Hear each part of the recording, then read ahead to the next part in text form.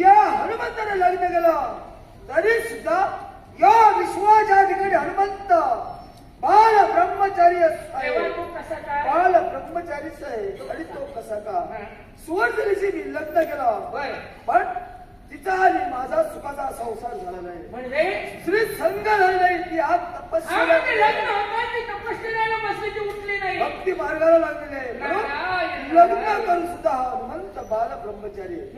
पण दादा ती पाचवी विद्या मी प्राप्त केली ती ही अर्ध अंग विद्या होय. ती काढी कशा करता शिर सर्पिणी आणि नागभक्ष यांचं मरण होतं ते कसं हनुमंताची गदा शिवशंकराचा त्रिशूळ यांचा शस्त्र संगम होऊन त्यांचा आघात त्यांच्या देहावर होईल त्याच वेळी त्यांचं मरण होय.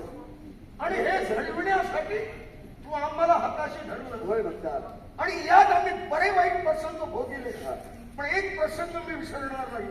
माझ्या दुर्दैवानं माझा बाळ मृत्युमुखी पडला. अशा समय एक अनोळखी व्यक्ती माझ्यापर्यंत आली. वास्तविक तिनं मला असं सांगू नये पण केवळ देव तारी त्याला कोण मारी या शब्दावर विश्वास ठेवूनच बाप मन मी कठोर बनवलं आणि बाळाला महापुरात लोटून दिलं. ज्यानं मला सांगितलं त्या व्यक्तीबद्दल मला संशय येतो. हे बघता कोण व्यक्ती ती तुझ्यापर्यंत वैद्य रूपाची व्यक्ती आली होती. वैद्य तो ती दुसरी कोणी नसो ज्या देवाची तू आजपर्यंत भक्ती केलीस देवादिदेव शंभू महादेव. शंभू महादेव वैद्य रूपाने तुझ्यापर्यंत आला.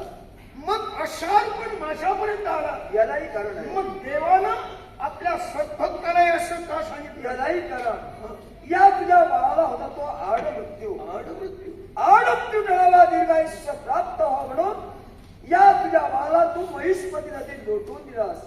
आणि ज्या महिष्मती नदी याला लोटून दिलास त्या महिष्मती नदीत याला पुनश्च जीवनदान प्राप्त झालं. यालाच म्हणतात देवाची दैवी लीला. माझ्या बाळाच्या पत्रिकेत आठ मृत्यू होता पण केव्हा कधी याची नोंद त्यात केली नव्हती. पण तो आठ मृत्यू मागा पडला. दीर्घायुष्य आयुष्यभर माझ्या बाळाला भीती नाही. पण हे बघता मग हे देवा फक्त या नात्यानं तुझ्याजवळ माझा हट्ट ऐकू द्या. हट्ट आहे तो कोणता? 21 वर्षापूर्वी हे लिंग स्वइच्छेनं प्रगट झालं आणि या लिंगामुळे म्हणजे तुझ्यामुळं माझ्या प्रजाजनाची भरभराट झाली. सर्वांना सुख समाधान प्राप्त झालं आणि हेच तुझं लिंग वाचवण्यासाठी या तुझ्या सद्भक्तानं पुरुष जन्माची काय विटंबना करून घेतली ती पहा. पुरुष असून मी आडवं वस्त्र लावलं आणि कसा बसला इथपर्यंत लिंग मी घेऊन आलो पण शेवटी तो माझ्या मागून आला. त्याला तुम्ही ठारे मारला. मग माझी तुला विनंती आहे अशी बोलते हे खरा नाट्य चंद्र सूर्यासेपर्यंत कुणी पुसणार नाही हे असंच राहणार आहे. पण हा प्रसंग 31 वर्ष केलेली भक्ती आणि इथं हे मी कसं आणलं देवा. या लिंगाची महती 21 वर्ष केलेली भक्ती याची आठवण चंद्र सूर्यासेपर्यंत जनामनात राहावी.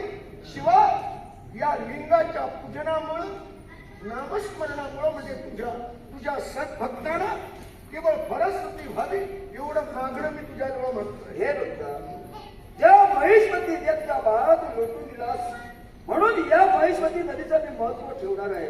आणि ते कोणत्या रूपाने याच्या पुढे या नदीला सारे भक्त भाविक जीवनदायिनी म्हणून ओळखतील. जीवनदायिनी म्हणून ओळखतील आणि हे माणसाचं जीवनदायिनी म्हणून ओळखतील. आणि या लिंगाचं महत्व ते कोणतं? 21 वर्ष या लिंगाची तू भक्ती केलीस. स्वतःची प्राणाची पर्वा न करता या लिंगाचं तू संगोपन केलं आणि तेच लिंग आज महिष्मती आणि वेणगंगा यांच्या संगमावर स्थिरावलं गेलं. हे आता पुढे उठू शकणार नाही. नामविधान काय महत्व काय? आणि म्हणूनच या पवित्र क्षेत्री भलं मोठं मंदिर उभारलं जाईल. मंदिर म्हटल्यानंतर नाव आलं आणि त्या मंदिरात अर्ध अंग असलेल्या शिवाजी मारुती मूर्तीची स्थापना केली जाईल.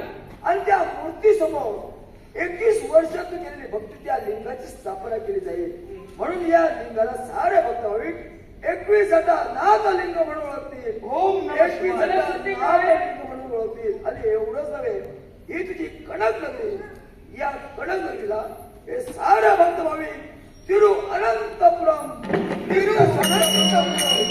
आणि तो भक्त भाविक या तिथं स्नान करून अर्ध अंगातला उच्च दर्श घेऊन या लिंगाचं भजन तुझं सगळं काही झालं पण तरुण मला एकमेकाकडे आकर्षित गेली प्रेमाला महत्व असायला हवं नातं जुळायला हवं याच्यासाठी विलंब नको आहे. हाताला देऊ हो. शुभ मंगल